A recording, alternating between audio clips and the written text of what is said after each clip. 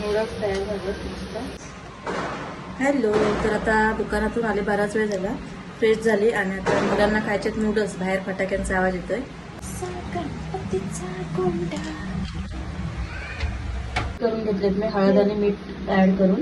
इथे घेतलंय soya sauce, घेतलंय शेजवान चटणी आहे आणि हे फ्राईड राईस मसाला आहे. आता आपण तेल ऍड केलं. हे राईचं तेल घेतले मी आणि त्याच्यामध्ये मोहरी ऍड केले. आता हे नूडल्स ऍड करते. नूडल्स थंड झाले आणि त्याच्यानंतर आता ह्याच्यामध्ये आपण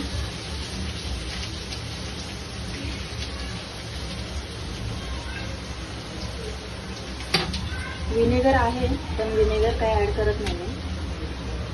थोडंसं, जास्त नाही, कारण ह्याच्यात जास्त ऍड केलं की कसं आंबटपणा जास्त होतो त्याच्यासाठी. आणि एक टाकणार मी शेजवान चटणी, मॅगी मसाला. हे चांगलं मिक्स करायचं.